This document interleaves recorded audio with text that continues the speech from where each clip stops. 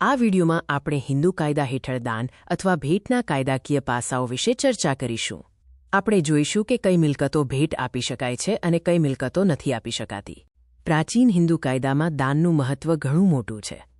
આધુનિક સમયમાં transfer of property act જેમેની કલમ ધમોથી ધમ્મે ભેટને લાગુ પડે છે. TPA કલમ ધમ્મો મુજબ ભેટ એટલે એક વ્યક્તિ દાતા દ્વારા પોતાની મિલકત કોઈપણ અવેજ વિના સ્વેચ્છાએ બીજી વ્યક્તિ દાનગ્રહીતાને આપવી અને તેનો સ્વીકાર કરવો. મૂળભૂત નિયમ એ છે કે વ્યક્તિ માત્ર તે જ મિલકત ભેટ આપી શકે જેના પર તેની સંપૂર્ણ કાનૂની માલિકી હોય.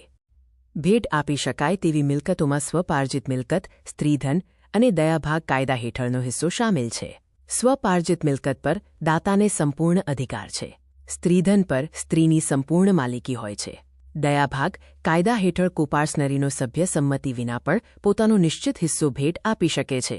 અવિભાજ્ય મિલકત પણ ભેટ આપી શકાય છે, સિવાય કે કુટુંબના રિવાજ દ્વારા તેના પર પ્રતિબંધ હોય. સંયુક્ત કુટુંબની મિલકત સામાન્ય રીતે ભેટ આપી શકાતી નથી, પરંતુ કરતા ધાર્મિક કાર્યો માટે એક નાનો ભાગ દાનમાં આપી શકે છે. ભેટ આપી ન શકાય તેવી મિલકતોમાં મિતાક્ષરા સંયુક્ત કુટુંબનો અવિભાજિત હિસ્સો, ભરણપોષણના અધિકારને નુકસાન કરતી મિલકત, ધાર્મિક હોદ્દાઓ અને ભવિષ્યની મિલકતનો સમાવેશ થાય છે. મિતાક્ષરામાં તમામ કોપાર્સનર્સની સંમતિ વિના ભેટ શૂન્ય ગણાય છે.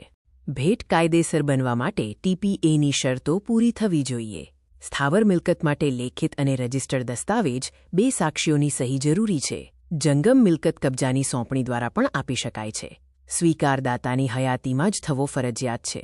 તમારી પરીક્ષા માટે તમને સૌને ઓલ ધ બેસ્ટ. ખાસ યાદ રાખો કે મિતાક્ષરા કોપાર્સનરીનો અવિભાજિત હિસ્સો ભેટ આપી શકાતો નથી. જો આ વિડીયો તમને ગમ્યો હોય તો લાઇક અને સબસ્ક્રાઇબ ચોક્કસ કરજો.